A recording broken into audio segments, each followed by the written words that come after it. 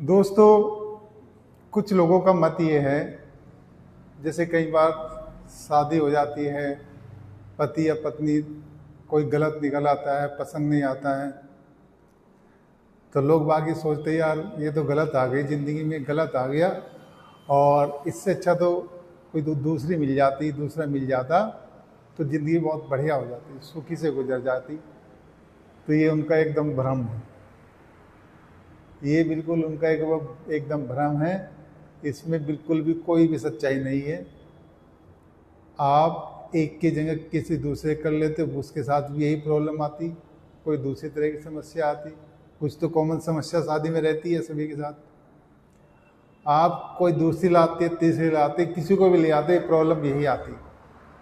मूल समस्या जो है ना शादी है, जिस तरह का शादी का डिजाइन, जिस तरह की शादी की अवधारणा, जिस तरह के शादी के बंधन भारत के अंदर है, उस तरह की शादियों में चाहे कितनी लड़का लड़कियों से आप शादी कर लो, समस्या वही रहेगी कुल मिला के।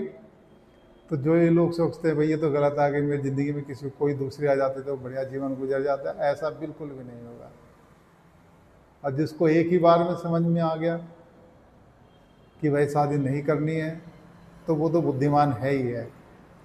लेकिन अगर जिसने कर ली एक बार और फिर उसको पक्का समझ में आ गया कि भाई कहाँ गलती हो गई है, तो कान पकड़ ले, दोबारा से समझ में आ गया, एक बार ठोकर खा ली और फिर शादी नहीं करने का निर्णय लिया आगे, तो वो भी ठीक है।